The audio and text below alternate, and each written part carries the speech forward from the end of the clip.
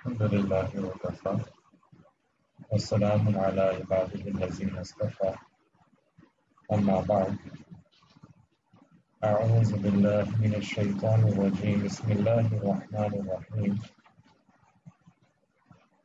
الذين آتيناهم الكتاب يتلونه حق تلاوته سبحان ربك رب العزة عما يصفون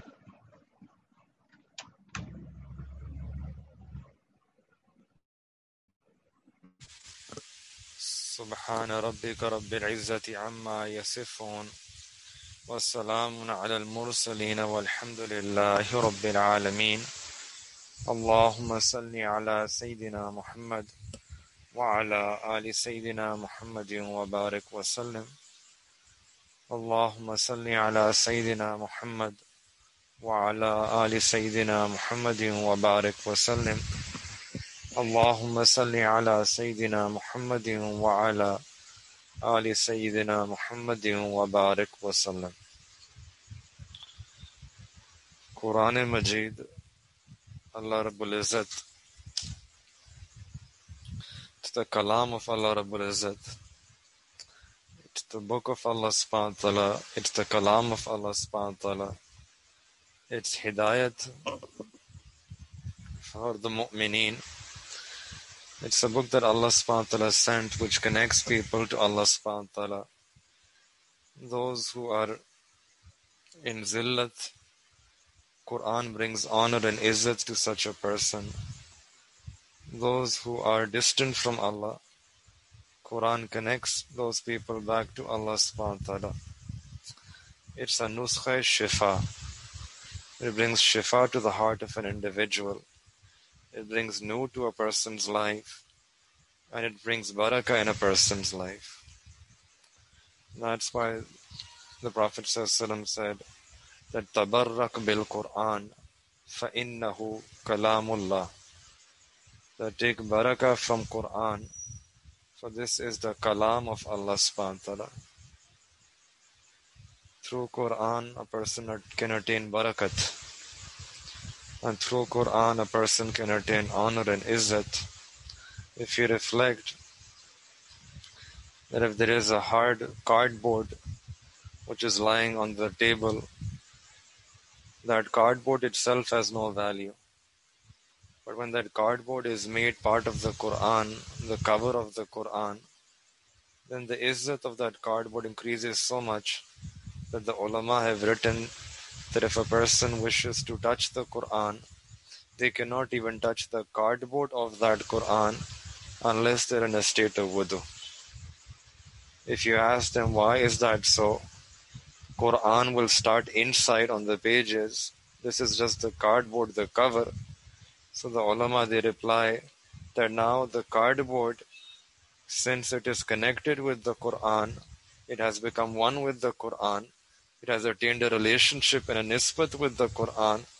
Because of this, that cardboard increases in value so much that just like you cannot touch the inner pages except in a state of wudu, in the same way you cannot touch this cardboard as well except in a state of wudu. So from this we understand that if a dead cardboard, if it attaches a connection, has a nisbat with the Quran, forms a relationship with the Quran, so Quran increases the value of that cardboard.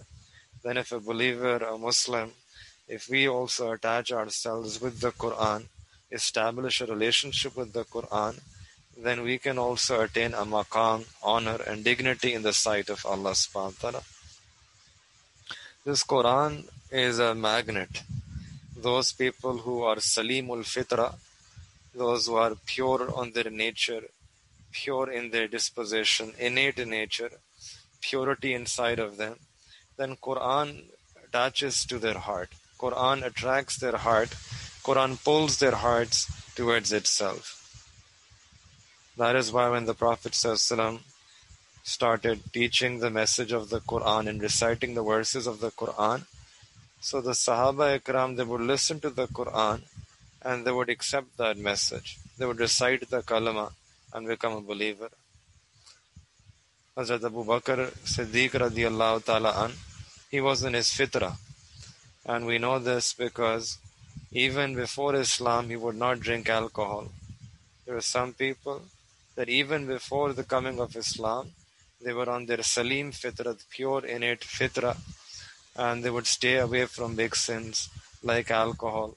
And Sayyidina Siddiq Akbar radiallahu ta'ala anhu was one of them. And then when the Prophet ﷺ was manifested with the Nabuwa, and the Prophet ﷺ started reciting the verses of the Quran, so Sayyidina Siddiq Akbar radiallahu ta'ala anhu, he heard that message, and immediately his heart melted, and he accepted the Quran, and he recited the Kalama and became a Muslim. Sayyidina Umar radiallahu ta'ala anhu, a famous story all of us are familiar with. He one day went out thinking that I would try to eradicate this message of Deen. He had this naked sword in his hand, and when he was walking on the streets, wanted to, na'uzubillah, meet the Prophet ﷺ and finish this whole story. But somewhere on the street, he met a person who said that first go and take care of your brother-in-law and your sister, for they have accepted the kalma and accepted Islam. So Sayyidina Umar radiallahu ta'ala anhu, he became very angry, and he turned his way and went to his sister's house. And there, as he approached, he could sense that someone is reciting something inside. And there was a Sahabi who was teaching Quran to his sister and the brother-in-law. And when the Sahabi, he saw that Sayyidina Umar radiallahu ta'ala is now at the door, he hid himself. And when Sayyidina Umar radiallahu ta'ala, he came inside, he asked his brother-in-law that, what were you reading? And he said that we evaded the question. Then again, he was forced that, tell me what you were reading. I could hear. And then he had to tell that we were reading the Kalam of Allah, the Quran. And Umar radiallahu ta'ala anhu, he became so angry. He said that, how could you become a Muslim? How could you recite the Kalama without consulting us? How could you go and turn your back on the deen of our forefather? And then he tried to hit him, tried to slap him. And then in between, his sister, Fatima radiallahu anh, she stepped inside. And Sayyidina Umar radiallahu ta'ala anhu's hand hit her as well. And when this happened, she said to her brother that, Umar, that you can hit and you can try to take the life out of my jism, out of my body, but you cannot take iman from my heart. Me and you, both of us, we have drank the milk of the same mother. And you can hit, but you cannot take the iman from our hearts. When she said these words, Sayyidina Umar radiallahu ta'ala an, his anger melted. He cooled down. And then he reflected on the situation. And then after some time he said that, okay, I want to listen to what you were reciting. And she said that, no, you are najis. You have impurity first. You need to go purify yourself. This Quran cannot be touched by those who are impure. So then when Sayyidina Umar radiallahu ta'ala, he purified himself and came back, and now he was ready to listen to the Quran. So that Sahabi who was teaching Hazrat Fatima radiallahu anh and her brother and her husband, he came out from his hiding position. And then he started reciting the Quran, the first few ayat of Surah Taha. And listening to those ayat of Surah Taha, Sayyidina Umar radiallahu ta'ala an, his heart melted. His heart melted, and now he was a changed man. Now again, he decided that I'm going to go meet the Prophet sallallahu alaihi wasallam. He went to Dar-e Arqam. This was the early stage of Islam. And in Dar-e Arqam, the Prophet sallallahu alaihi wasallam would teach the Sahaba Ikram about Deen. Sayyidina Hamza radiallahu ta'ala and his other Sahaba Ikram, they were present there inside Dar-e Arqam. And when Sayyidina Umar radiallahu anh, he knocked on the door, so the Sahaba from inside, they saw there was him. So they became a bit scared, a bit fearful. And the Prophet sallallahu alaihi wasallam asked them that who was outside. And they said, Umar. And the Prophet sallallahu alaihi wasallam said that don't be scared, open the door. If he comes with a good intention, then marhaba, welcome. But if he has some bad intention, then the sword will use against him.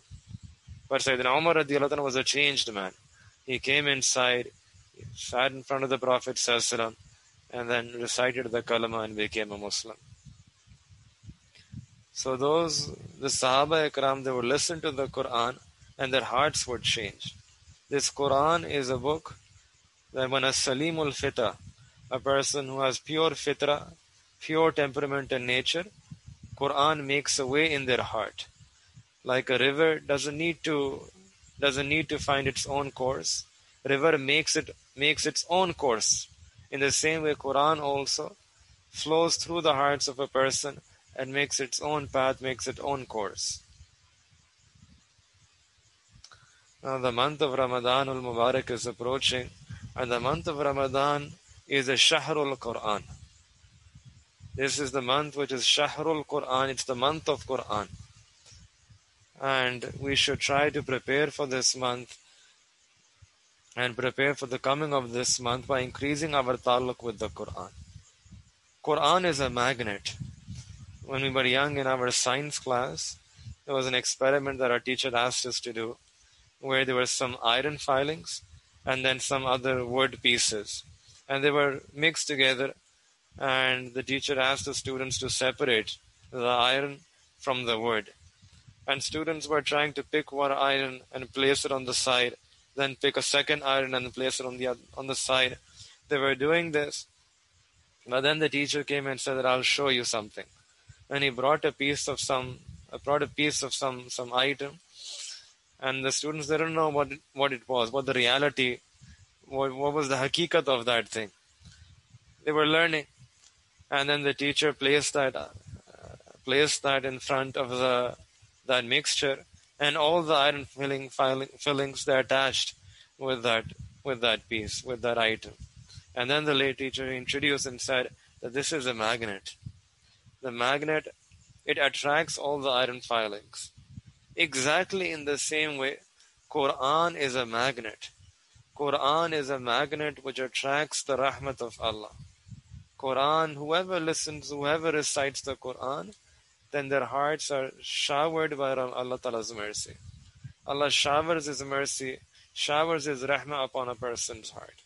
Quran makes its own way inside the heart of such a person. So it's a magnet.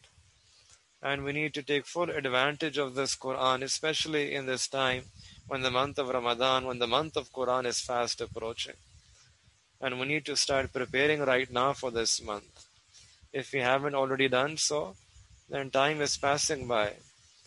Time is passing by. We see this especially among the women, also among the men, that when there is Eid, we start our preparation for Eid sometimes 1 month in advance.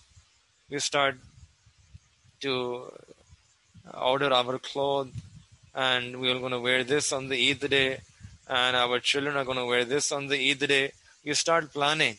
We start preparing for Eid several weeks in advance, months in advance. So if we do preparation for Eid, in the same way we should be preparing for the start of this month of Ramadan. We should be preparing for this month, and we should be planning how to maximize in this month of Ramadan. Doing tayyari of this month of Ramadan. And the preparation for this month of Ramadan, what is it? It's not some exercise. It's not some bodybuilding. It's nothing of that nature. The preparation of Ramadan is very simple. That a person, they make tawbah. Number one, we make tawbah of our sins. This is the time that we ask Allah subhanahu wa ta'ala to forgive all our sins, all the mistakes that we have done, all the ghaflat that we have had in our hearts, all the sins that we did in the past. We present ourselves to Allah subhanahu wa ta'ala in salah, in dua, in tawbah, and then ask Allah subhanahu wa ta'ala to wipe away our sins, to erase the sins, and to erase all the bad effects of our sins. And then also to clear up and free up for Ramadan as much as possible. Whatever work needs to be done, we sort out our activities in such a way that we try to complete them before Ramadan, we try to complete them or after Ramadan, but we make ourselves free for ibadah as much as possible. We free ourselves, free our time for this coming of Ramadan, for the start of Ramadan. So we need to start planning in advance. And in our deen, we are told that we should fast. We should fast in this month, and the month of Shaban is fast passing by.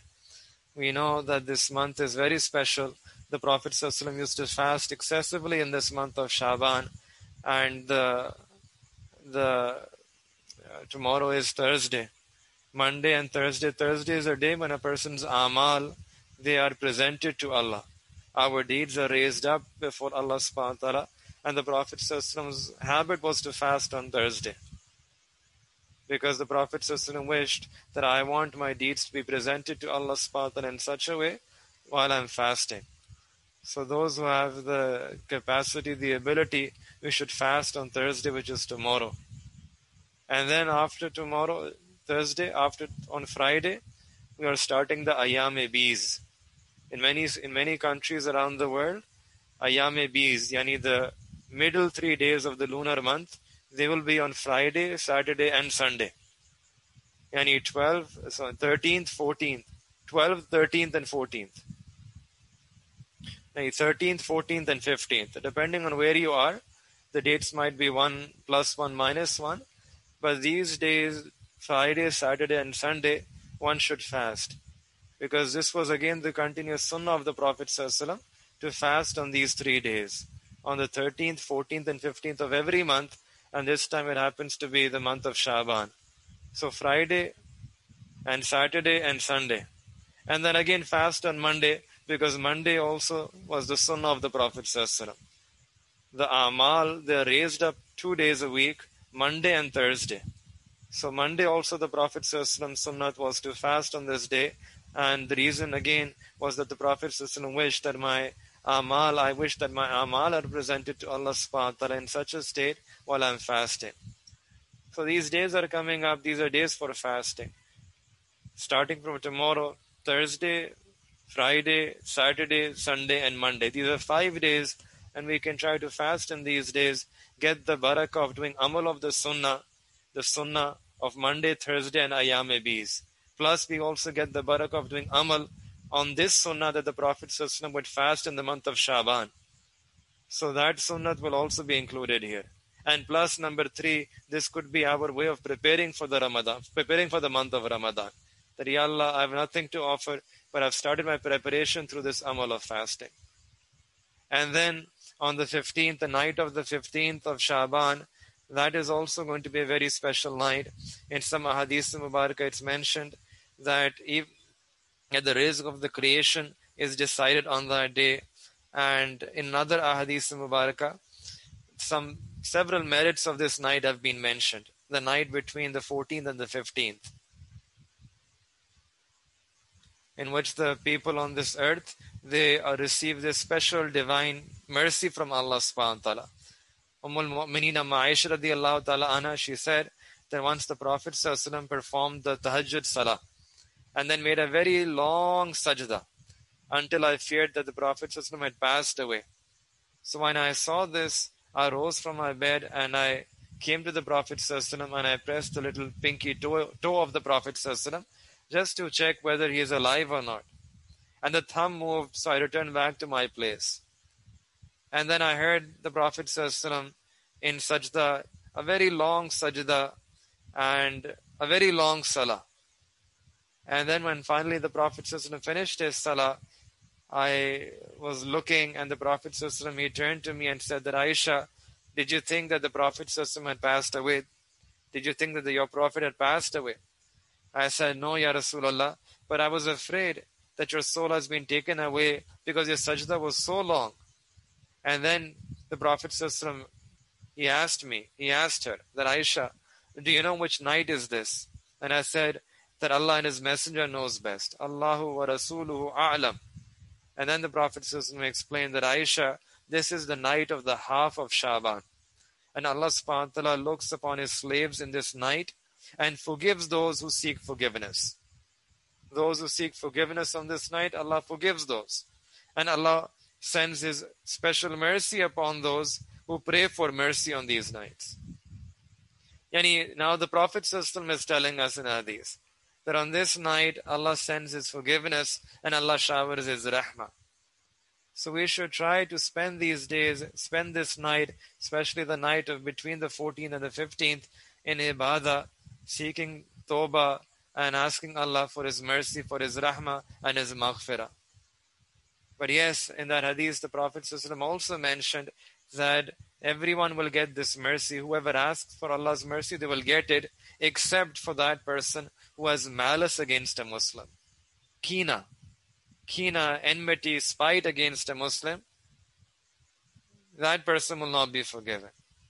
So we should, when we are making tawbah to Allah Ta'ala, we should also make tawbah of this sin. Tawbah of our hukukul ibad, tawbah of any malice or spite or enmity or hatred that we have in our heart for someone. We wash our hearts, we clean our hearts, and then we present our heart to Allah and ask Allah to fill our hearts with rahmah, to fill our hearts with barakah. In another riwayah, Aisha radiallahu ta'ala an, she mentioned that in this night, Allah subhanahu wa ta'ala, He descends in a manner according to His own shan. Kama yuliku sha'nuhu. Allah descends in a manner that He knows best in the night, this night of 15th of Shaban. And then Allah subhanahu wa ta'ala forgives a large number of people, more than the number of the fibers on the sheep of this tribe of Bani Kalb. This Kalb was a very big tribe in Arabia at that time. And the people of this tribe, they were mashhur, they were famous for having a very large number of sheep. When they would take out their sheep, it would fill the entire valley between two mountains. And if you can imagine how many sheep would there be in that valley. And then one can imagine how many fiber will be on the skin of that sheep, of one sheep. And if you take just one sheep and try to estimate the number of fibers on the skin of that one sheep, it's going to be millions, several millions. We can't even count them. And then imagine the number of fibers on all the sheep of that entire tribe of Bani Kalb. And Allah subhanahu wa ta'ala will forgive a large number of people, more than the number of the fibers on the sheep of this tribe of Kalb, on this night of the 15th of Shaban. It means that Allah subhanahu wa ta'ala's rahmat and Allah ta'ala's doors of forgiveness will be thrown wide open on this night. And hence we should also try to capitalize on this opportunity, maximize on this opportunity, present ourselves to Allah, make tawbah and seek this maghfirah on this night so that we can do tayari. We can prepare ourselves for Ramadan and we can start our Ramadan in such a way that our hearts have become clean, our hearts have become pure.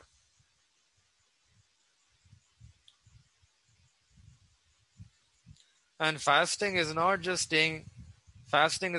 leaving food and drink and lawful relations. Fasting is leaving sin. Allah subhanahu wa ta'ala does not need the levels of fasting.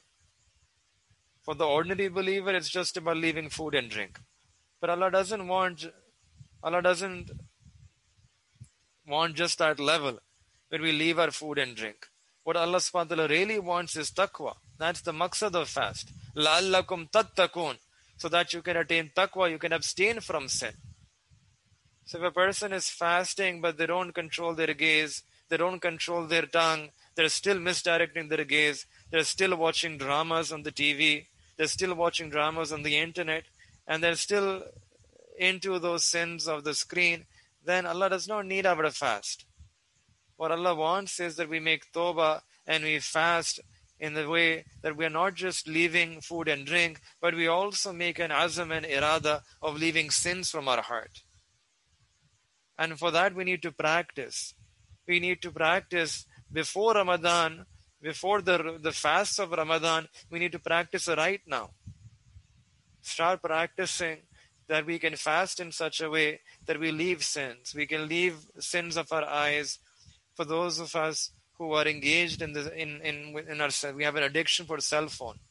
If there is a person who is addicted to a cell phone, to her cell phone, and we should make this pledge, we should try to make this effort of leaving our cell phone now in this month of Shaban. It's going to be difficult, but we have to try to make this effort, make this mujahidah right now, leaving the unnecessary use of our cell phone. Yes, when it's necessary, we can use it, but unnecessary, futile, and especially when a person uses cell phone and ends up engaging in sin. So if we are that type of a person, and if you have that type of engagement with our phones, with our screen, with the internet, then it's time that we take this month of Shaban as a practice run for Ramadan. And we try to reduce, we try to leave our cell phone as much as possible, leave those things which are going to spoil our fast. Yes, shaitan is going to make it difficult. But if there is a person who is into dramas and they're not able to control themselves, they were not able to control themselves for the past many months, we should now make that mujahida and try to leave those dramas. This is our preparation for Ramadan. This is what the preparation of Ramadan is, that we begin to leave those sins that we have become accustomed to. We begin to leave those addictions. We begin to leave the unnecessary use of our cell phone. We begin to leave the unnecessary use of the screen, of the internet. We try to focus now on Allah.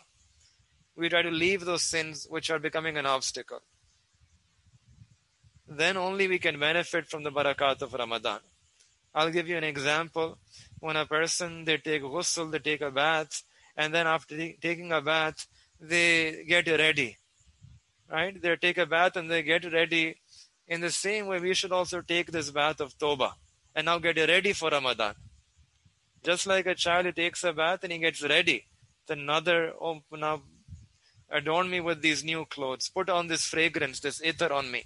In the same way, we should also now make Tawbah. A ghusl Tawbah, a bath of Tawbah. And then we purify ourselves, we clean ourselves through Tawbah. And in this way, then we can benefit from the barakat of Ramadan. So Shaban is all about taking ghusl Tawbah and preparing ourselves for the barakat. Making ourselves ready for those barakat. That, Ya Allah, I'm clean. Allah, I've taken a bath. I'm all ready now. And Allah, I ask you that you put this barakah in my heart. Then we can benefit truly from this month. During Ramadan and even outside of Ramadan, the Sahaba Ikram, they had a love for the Quran. And they used to recite Quran abundantly. So much Quran that it comes in a riwayat that at the night time in Tahajjud, if anyone was to pass by the streets of Medina Munawwara, they would hear as if the sound of bees, the buzz of bees, right? The buzz sound they could hear while walking on the streets of Medina Munawwara. And this buzz sound was not the sound of a bee. This was the sound of people who were reciting Quran inside their home. Every gharana, every household, they would be reciting Quran at Tahajjud time, and it would seem as if the entire city is alive. Allahu Akbar. And today, in our times, in our homes, we don't get to hear that sound. People are fast asleep at the time of Tahajjud. We don't have people who rise up and pray to Allah and recite Quran in the middle of the night. The Sahaba Ikram, they would spend the night in tilawat. Once Sayyidina Abu Bakr radiallahu ta'ala anhu and Sayyidina Umar radiallahu ta'ala anhu, they weren't able to sleep, so they came out at the time of Tahajjud and started reciting Quran in Tahajjud Salah. And Sayyidina Abu Bakr radiallahu ta'ala anhu, he was reciting Quran in a soft manner, in a soft tone. And Sayyidina Umar radiallahu ta'ala anhu, he was reciting Quran a bit loudly. So when the Prophet ﷺ came out from his hujra and he saw them, so when they completed their salah, the Prophet ﷺ approached each one of them and asked Umar, that Umar, why are you reciting Quran in such a loud voice? And Sayyidina Umar radiallahu ta'ala said that I wish that those who are sleeping, those who are heedless, I want them to wake up. I want them to wake up so that shaitan can go away, and hence I want to encourage others to recite Quran as well the way I'm reciting. And then the Prophet ﷺ turned towards Sayyidina Abu Bakr radiallahu anh, that Abu Bakr, why were you reciting Quran in such a soft voice? And he said that, Ya Rasulullah, I was reciting Quran to my Allah, and my Allah could hear my soft voice. And then the Prophet ﷺ advised both of them that, Umar, you should lower your volume a bit, and Abu Bakr, you should raise your tone a bit. And from this we understand that Sahaba, at the time of Tahajjud, they would come out and they would spend their night in reciting Quran. Allahu Akbar Kabira. The Prophet ﷺ himself, he would recite Quran at night in Tahajjud. Yani Quran, if you recite Quran at the Tahajjud time, this will wash away a person's heart. Anyone who recites Quran at Tahajjud time, it washes their heart. It will purify their heart. The Prophet's habit, mustaqil sunnat, was to recite Quran at night in tahajjud. Allah says in Quran, Ya ayyuhal muzammil, qumil layla illa qalila, nisfahu aw inqus minhu qalila, aw zid alayhi warattilil Qur'ana tartila. Sometimes the Prophet would pray half the night, sometimes more than that, sometimes the entire night. And same case with the Sahaba Ikram. They would spend the night in reciting Quran. They would get a joy, a lazzat, a pleasure from reciting Quran. There is a joy in reciting Quran. There are some things that a person's heart can never be filled with. Just like when a person looks at the sky, you can keep looking at the sky. If you drink water, you drink water every day, and an 80-year-old will also drink water, continue to drink water. They never get tired from drinking water. In the same way, Quran is also just like that. That a person whose heart is pure, they can just keep on reciting Quran. And they will never get tired from reciting Quran.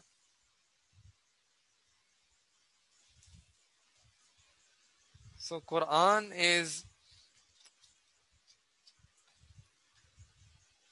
has a joy. Quran has a lazzat. Sayyidina Usman radiyallahu ta'ala an, he would say that if a person's heart was pure, then a person would never get tired from reading Quran. Our hearts are impure, that's why we get tired. That's why we're not able to read one juz or half a juz. Some people, they are not even able to read one page every day. The problem is that our hearts are not clean. Our hearts are not pure. That's why we don't read Quran. That's why we're not able to feel anything in our recitation. That's why we don't get that pleasure and the joy of reading Quran.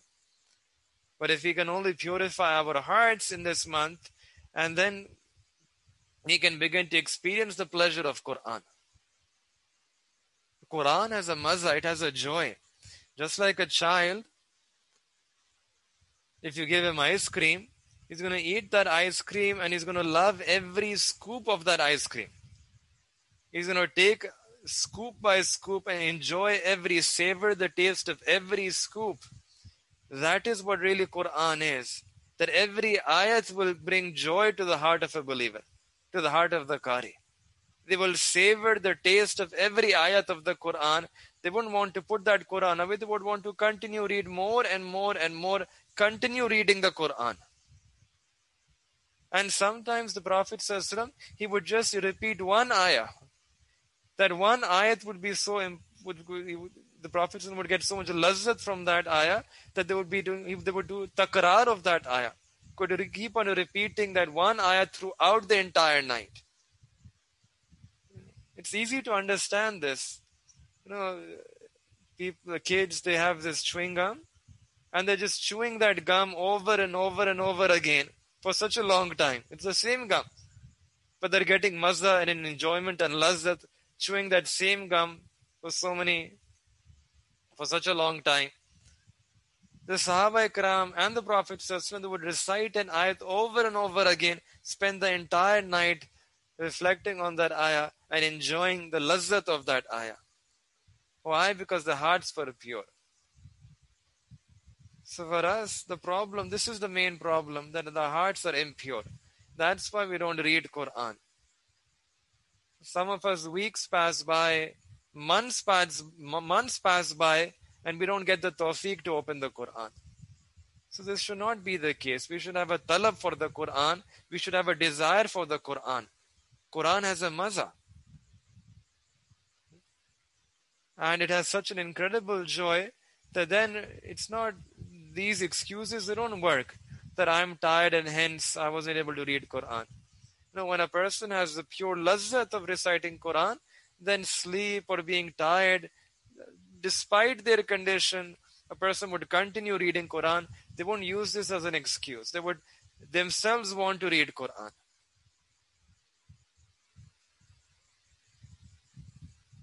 So we should try to develop this taluk with the Quran in this month of Shaban. This is our tayyari and preparation for Ramadan.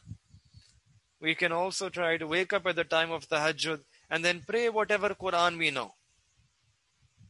Those who are Hufaz, they can try to pray Quran, the Hifz.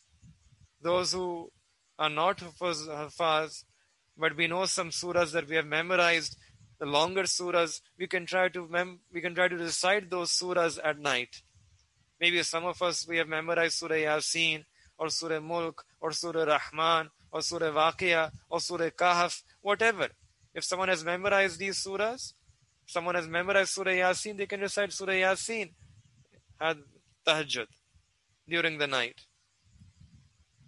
And if there is a person who hasn't recited the longer surahs, they can recite the shorter surahs at that time. At the very least, if a person doesn't know the shorter surahs, then Surah Ikhlas is something that all of us know. Qul huwallahu ahad. We can keep on reciting this one surah multiple times. Who says that we just have to recite this surah once and do ruku? No, you can recite this surah thrice, 5 times, 10 times, 50 times, 100 times, 200 times. Keep on reciting this surah and try to get the enjoyment. Try to enjoy this surah. Try to repeat it multiple times, bar. The Sahaba Ikram, there was one Sahabi who loved Surah Ikhlas.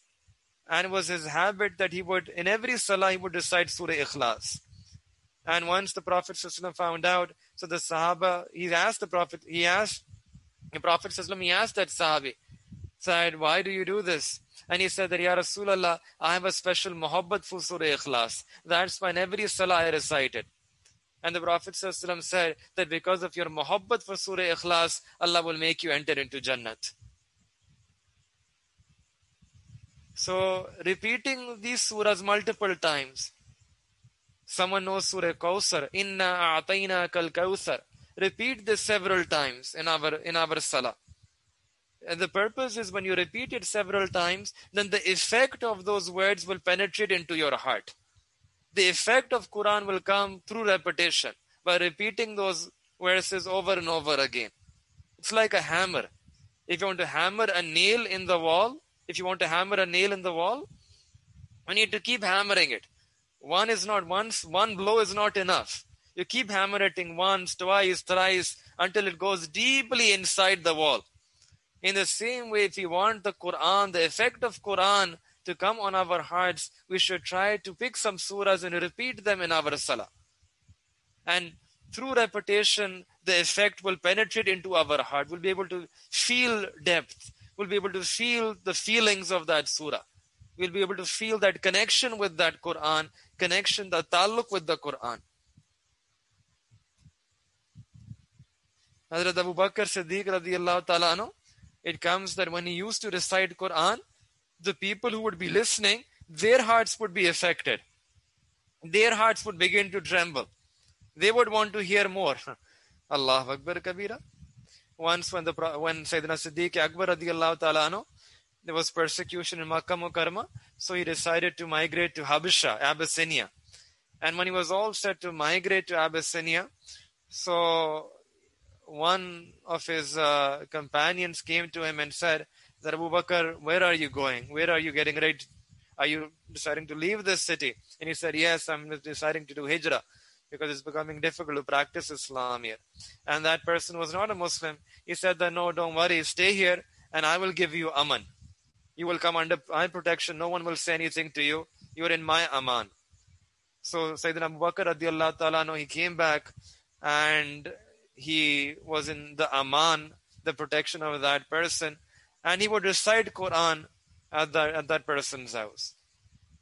And he would Sayyidina Siddiq Akbar radiallahu ta'ala anhu, when he would be reciting Quran, so the women of that house and the neighboring house, they would be intrigued. They would find this very interesting. They would begin to inquire that who is this person and what is he reciting? This kalam is so beautiful. This kalam is so ajib. We feel that it's melting our heart.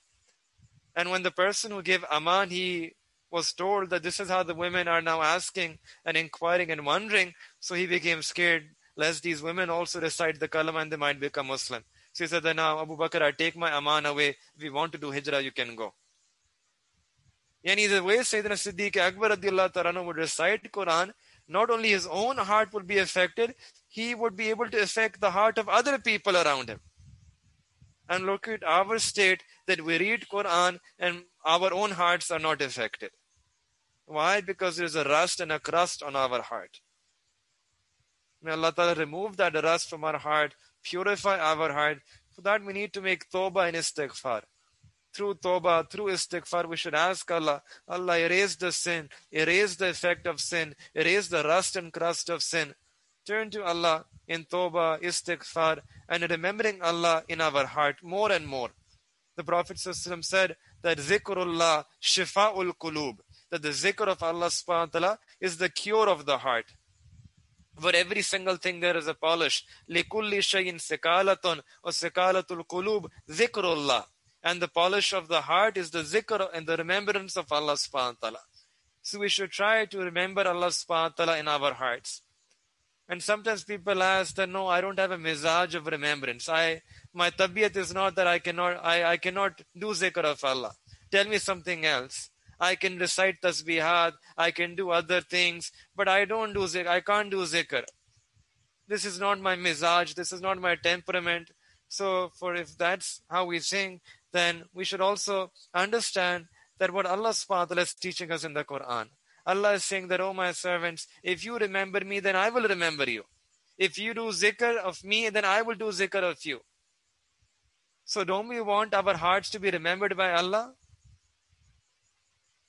Don't we want that our hearts are remembered by Allah, that Allah does zikr of our hearts?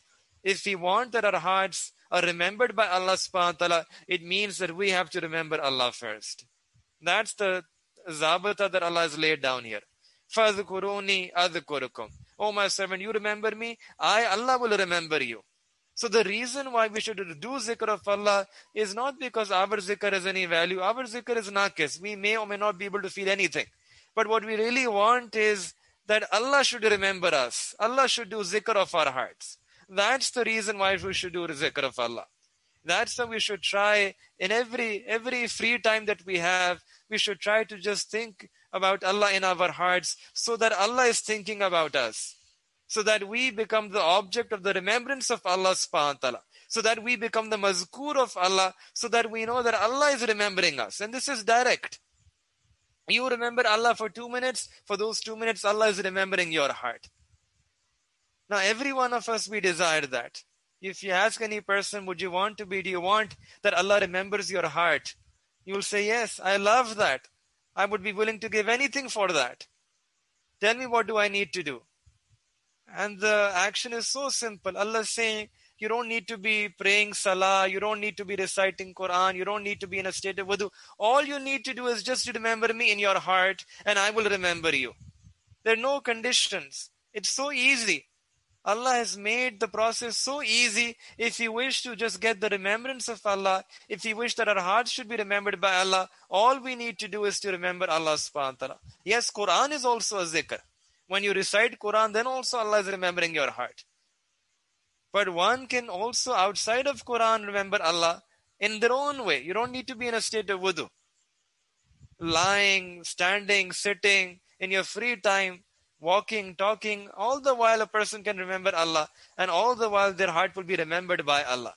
And the benefit of this is that when Allah remembers our heart, then Allah subhanahu wa ta'ala will shower His rahmah upon our heart. Allah will clean our hearts. Allah will purify our hearts. Allah will remove the rust from our hearts, the crust from our heart, the filth, the impurities from our hearts will go away.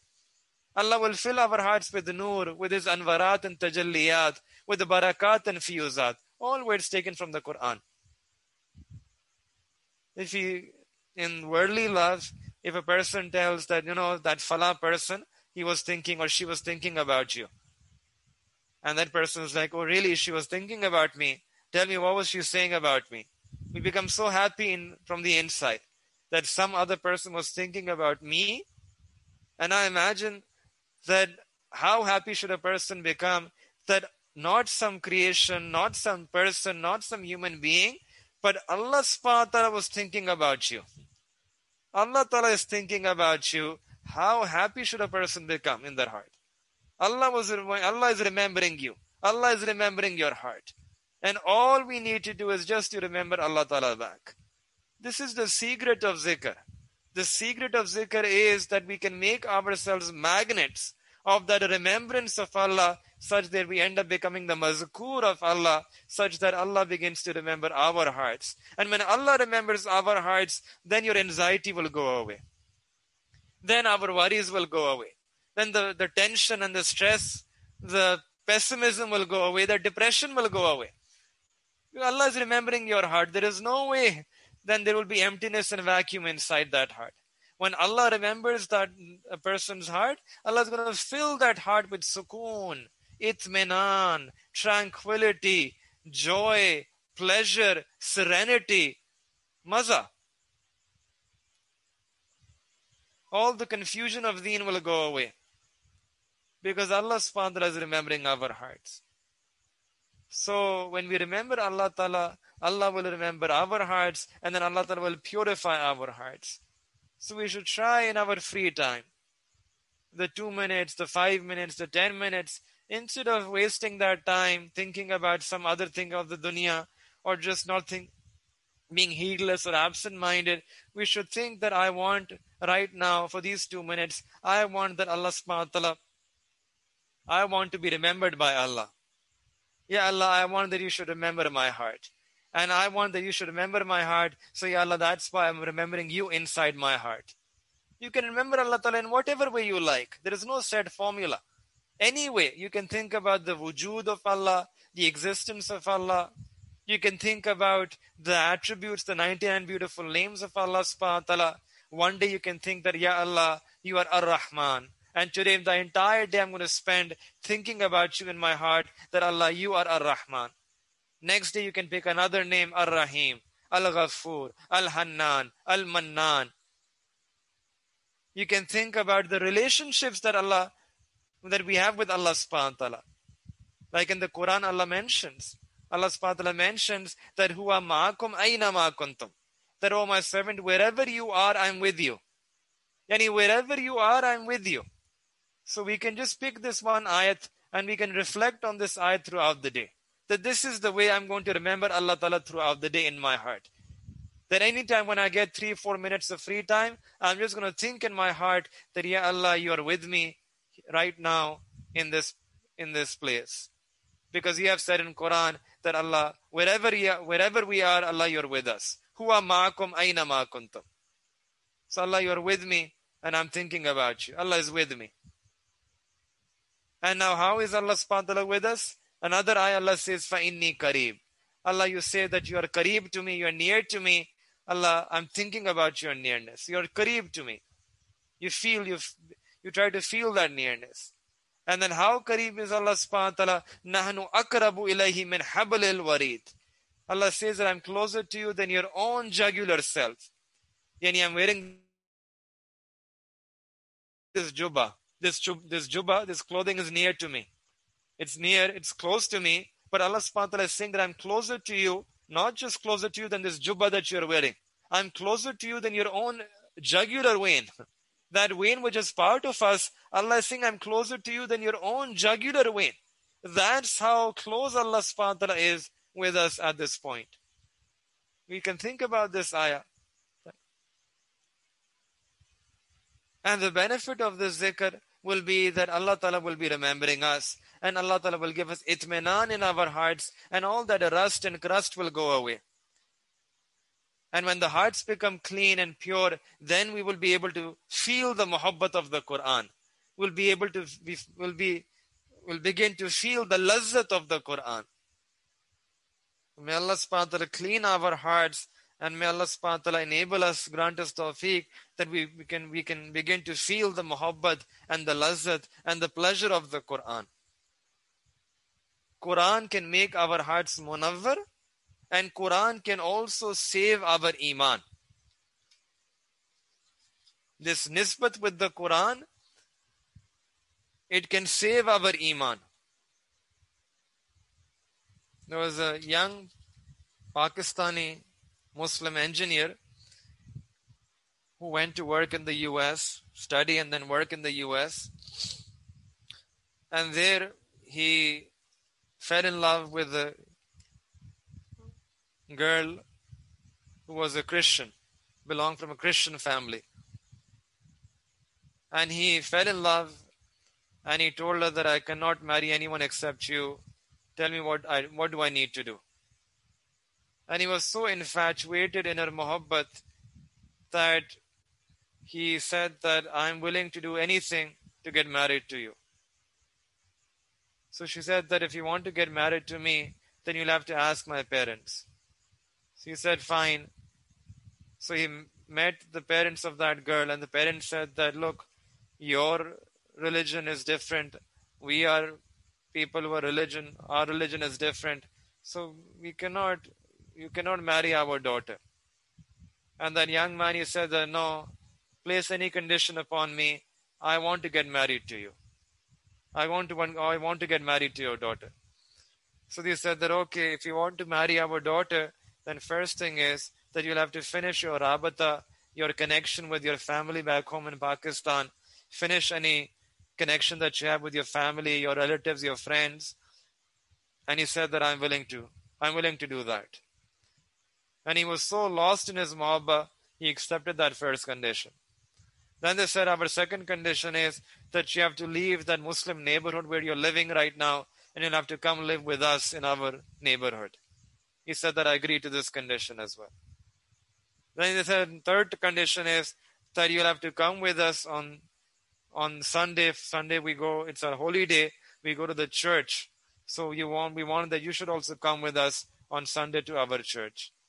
And they were thinking that if he comes with us to the church, then maybe he can also change his deen and also become a Christian like us.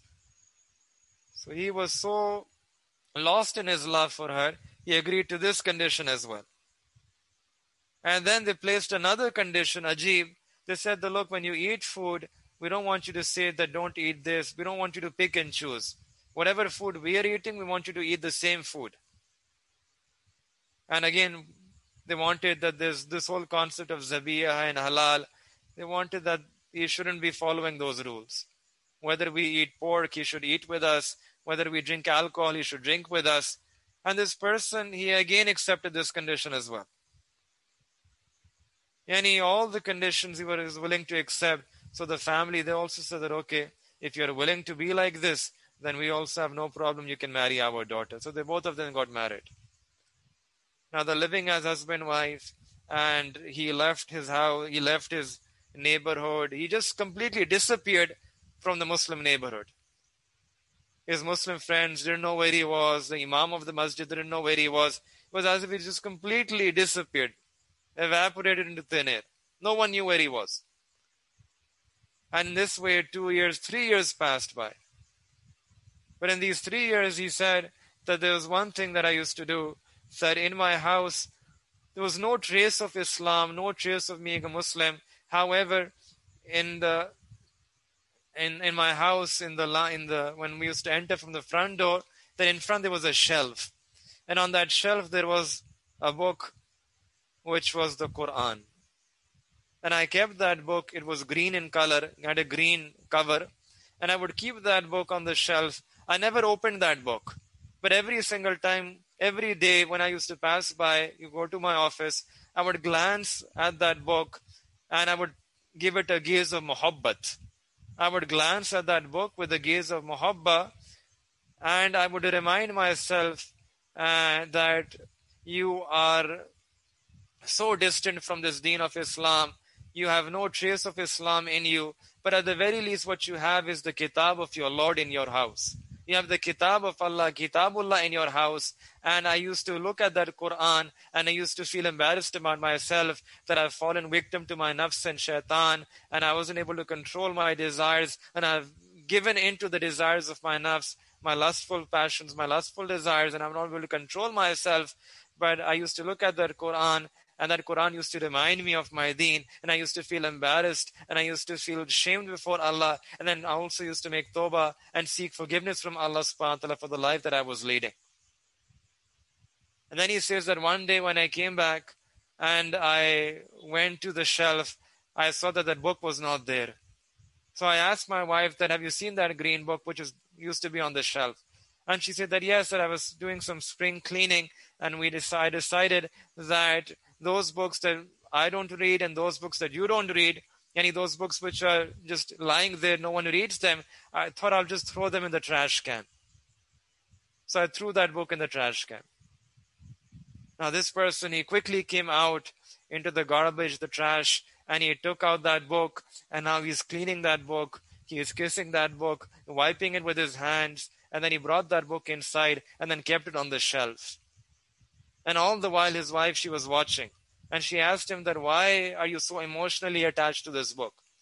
And he said that, this book is my book, this book is the book of Allah, and this book is a sacred book, and I will have this book in my shelf. And then she said that it seems that if you still have those germs of Islam inside of you, it seems that you haven't completely revoked that deen. So now you have to make a decision. Either I will stay here in this house with you, or this book will stay in this house with you.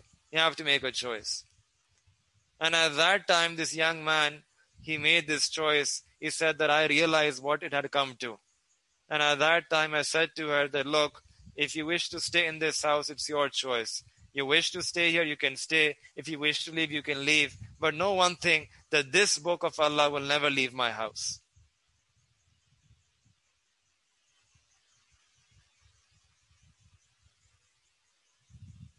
No, this book of Allah will never leave my house.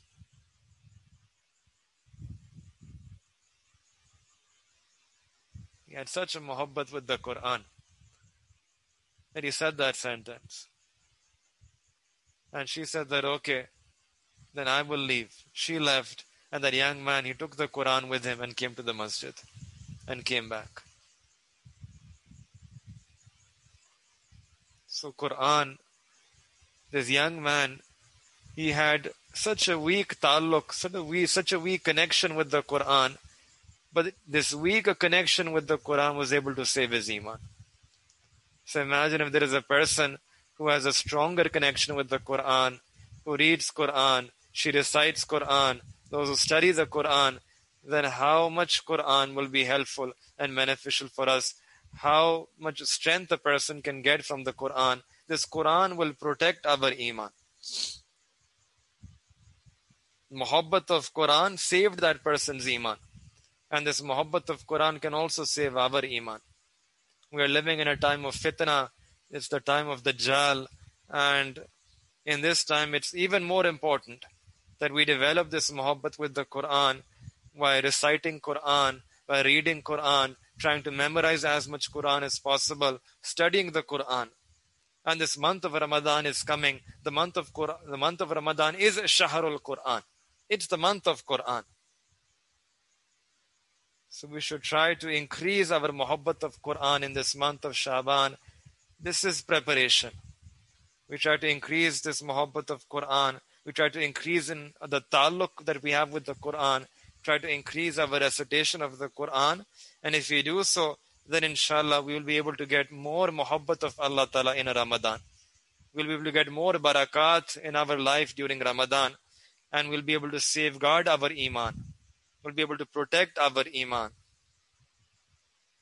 So we make dua that may Allah subhanahu wa ta'ala give all of us tawfiq to do qadr of Ramadan. The month of Shaban is passing by. Month of Shaban, it's passing by. It won't be long until you will reach Ramadan. It won't be long. You will sleep, and next morning you will wake up and it will be first of Ramadan. One day you will wake up and it will be Ramadan already. So may Allah subhanahu wa ta'ala put barakah in the remaining days of Shaban, and may Allah ta'ala enable us to do tayyari and to prepare and plan for Ramadan by making tawbah, by increasing our zikr, by establishing a connection with the Quran. And may Allah subhanahu wa ta'ala enable all of us to reach the month of Ramadan safely, with afiyah, without any sickness, without any calamity. May Allah subhanahu wa ta'ala enable all of us to benefit from the barakat of Shaban and to benefit from the barakat of Ramadan and to spend these 2 months in a way that is pleasing to Him. Wa akhiru da'wana anil hamdulillahi rabbil alameen.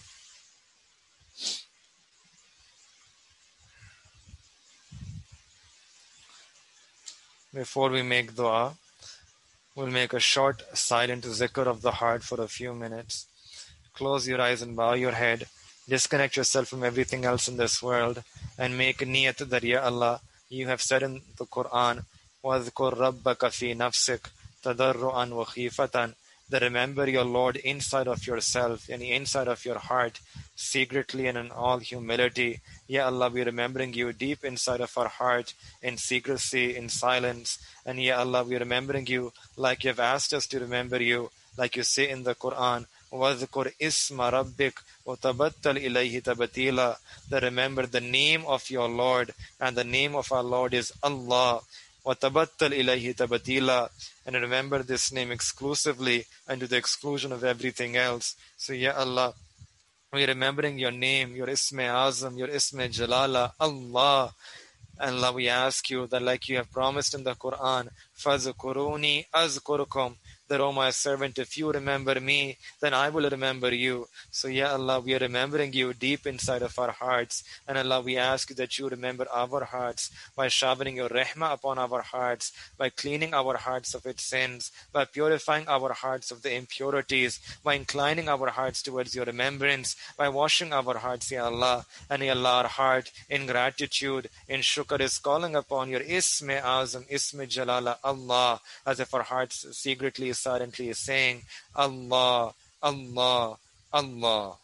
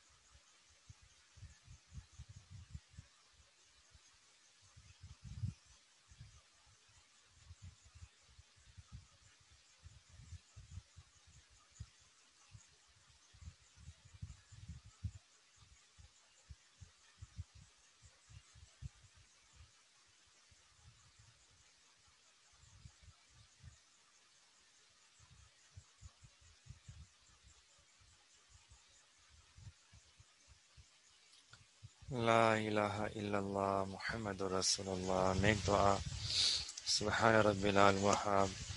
Allahumma salli ala Sayyidina Muhammad wa ala ali Sayyidina Muhammadin wa barik wa sallim. ربنا ظلمنا أنفسنا وإن لم تغفر لنا وترحمنا لنكونن من الخاسرين. لا إله إلا أنت سبحانك إنا كنا من الظالمين. اللهم إنا نسألك من خير ما سألك منه عبدك ونبيك محمد صلى الله عليه وسلم وعبادك الصالحون، ونعوذ بك من شر ما استعاذك منه عبدك ونبيك محمد صلى الله عليه وسلم وعبادك الصالحون، وأنت المستعان وعليك البلاغ. لا حول ولا قوة إلا بالله العلي العظيم. اللهم آت نفسي تقواها وزكها أنت خير من زكاها أنت وليها ومولاها. ربنا لا تزغ قلوبنا بعد إذ هديتنا وهب لنا من لدنك رحمة إنك أنت الوهاب.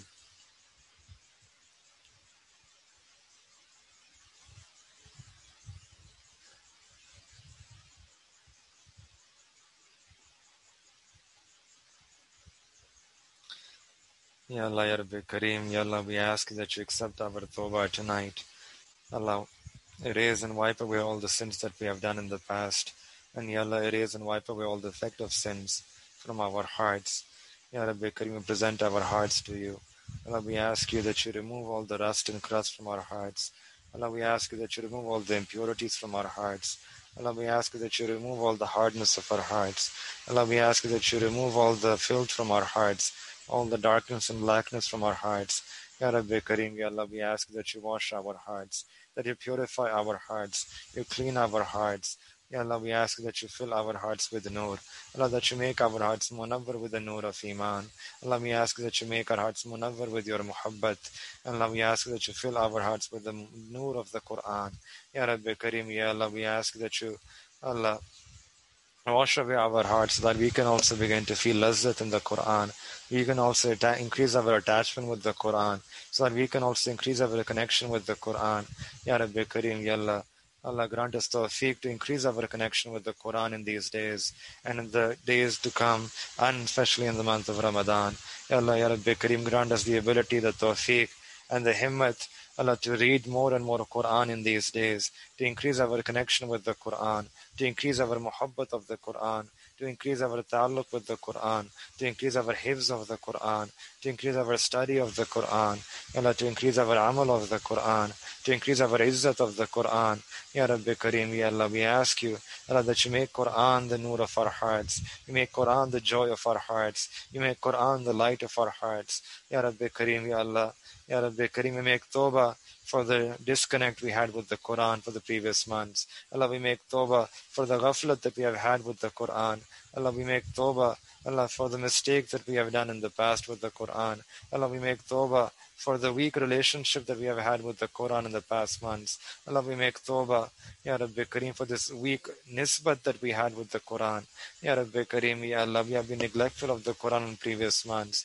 Allah, we were absent-minded, Ya Allah. Ya Rabbi Kareem, we make tawbah to you of this sin. Allah, we make tawbah to you of all our sins. Ya Rabbi Kareem, we ask that you accept our tawbah tonight. And Ya Allah, Allah, decree for us a taluk, a strong taluk with the Quran for the rest of our lives. Ya Rabbi Kareem, Ya Allah, make us alim Quran, make us hafiz Quran, make us arif Quran, make us amil Quran. Allah, make us khadim Quran. Allah, accept us for nashir Quran. And Ya Allah, out of your rahmat, Allah, accept us, include us amongst those who are ashik Quran. Allah, make all of us, every single one of us, lovers of the Quran. Ya Rabbi Kareem, Ya Allah. Allah, we ask you, Ya Allah, that you, Allah, make this Quran a shifa for our hearts. Allah, you make this Quran a hidayah for our lives. Allah, you make this Quran a source of attaining your nearness, a source of attaining your qurb. Allah, through this Quran, Ya Allah, we ask you that you pull us close towards yourself. Allah, make us according to the Quran. Make us, Allah, living embodiments of these ayat of the Quran. Ya Rabbi Kareem, Ya Allah, we ask you to accept this dua, to accept all of our du'as. Ya Rabbi Kareem, enable us to fast more in this month of Shaban, to prepare for the month of Ramadan. Allah, enable us to increase in our ibadat in this month of Shaban, to prepare for the month of Ramadan. Ya Rabbi Kareem, to increase in our tawbah and our dua in this month. Ya Rabbi Kareem, Ya Allah, grant us tawfiq, grant us himma, grant us afiyah. Allah, with afiyat, enable us to reach Ramadan. Allah, with afiyat, full health. Allah, both physical and spiritual. Allah, enable us to reach Ramadan. Allah, save us from all types of adversities, all types of calamities, all types of fitnas, all types of tests, trials, and tribulations, all types of sicknesses and diseases and illnesses. Allah, save us, our family members, our beloveds, our loved ones. Ya Rabbi Kareem, Ya Allah, grant us barakah on the remaining days of Shaban. Allah, enable us to reach Ramadan with afiyah. Allahumma barik lana fi Shaban wa ballighna Ramadan. Allahumma barik lana في الموت وفيما بعد الموت. اللهم بارك لنا في الموت وفيما بعد الموت. اللهم بارك لنا في الموت وفيما بعد الموت. ربنا تقبل منا إنك أنت السميع العليم وتب علينا إنك أنت التواب الرحيم.